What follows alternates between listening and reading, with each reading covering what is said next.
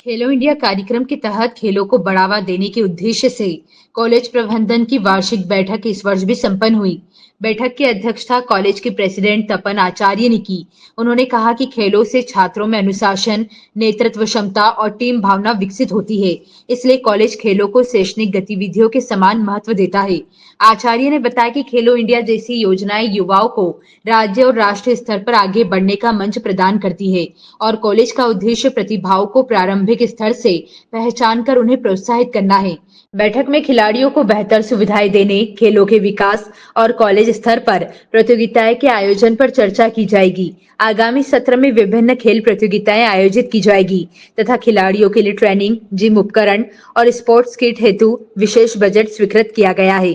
साथ ही खेल विभाग के सहयोग से नियमित स्पोर्ट्स कैंप और फिटनेस वर्कशॉप आयोजित करने का निर्णय लिया गया। अंत में प्रेसिडेंट ने कहा कि कॉलेज खेलो, बढ़ो और देश को आगे बढ़ाओ के लक्ष्य को साकार करने के लिए निरंतर प्रयासरत रहेगा। आपका प्रश्न मैं ठीक से समझा नहीं। सेक्रेटरी है कि नहीं है मैं समझा नहीं। आपको अगर आप मेरे पत्रकार बंधु हो, आपको खबर सही होनी चाहिए और मैं आपको एक सही खबर देता हूँ। आप मुझे पता नहीं किस सेक्रेटरी का, कोई स्टेट में यहाँ पे सेक्रेटरी है नहीं, क्योंकि यहाँ पे वो तो अपने आप को मानते हैं कि भैया वो लेटर लिख रहा है वो कि यहाँ पर गेम नहीं होने चाहिए। मैं आपको एक चीज़ बता देता हूँ, इस यहाँ पे एडॉक कमेटी लगी हुई है 1 साल पहले से। 1 साल पहले यहाँ पे एडॉक कमेटी लगी हुई है मध्य प्रदेश में। 2-4 चीज़ें हैं और 1-2 चीज़ें आपके सामने बाहर भी आ जाएंगी। उसको मैं मीडिया के सामने रखना ठीक नहीं है। मीडिया को योग्य समय पे उसकी ज्ञात हो ही जाएगी। डॉक्यूमेंटेशन पार्ट में जो पिछला मध्य प्रदेश की कमेटी थी वो फेल कर चुकी है डॉक्यूमेंटेशन सबमिट करने में। हमारे हर साल एफिलिएशन प्राप्त करने के लिए certain set of documents, certain set of activity report, certain set of financial transparency को प्रेजेंट करके आरबीएफआई को भेजा जाता है। आरबीएफआई उसकी वेरिफिकेशन करती है।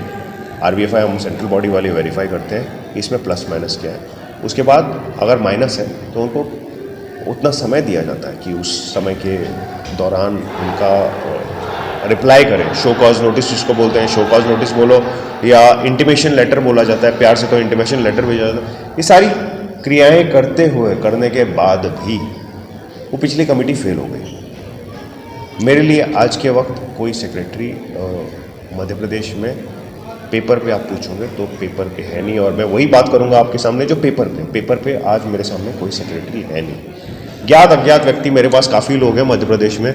हमारे हेमंत भाई एडॉक कमेटी के मेंबर्स हैं कि काफ़ी मेहनत लेके इन्होंने ये गेम किया है, यहाँ पे सेटअप किया है आरबीएफआई के साथ ही। मतलब ये एडॉक कमेटी आरबीएफआई के साथ है।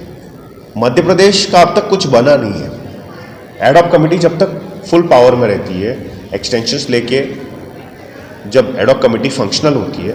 अब आज की एजीएम में जो चल रही है, मैं आपको मीडिया बाइट देने के लिए 10 मिनट के लिए बाहर आया हूँ। मीटिंग चल रही है, मैंने चेयर किसी और को हैंड ओवर किया है कि आप लोगों को देर ना हो इसलिए मैं बाहर आया हूँ। मीटिंग में आज इलेक्शन भी डिक्लेयर हो सकता है मध्य प्रदेश के लिए, तो इसके लिए आप हमसे जुड़े रहिए। कुछ देर के बाद आपको हो सकता है कि मध्य प्रदेश के इलेक्शन की सूची भी मिल जाए घंटे भर में। अगर हेमंत भाई ने अच्छा काम किया होगा तो इलेक्शन अवश्य डिक्लेयर हो जाएगा।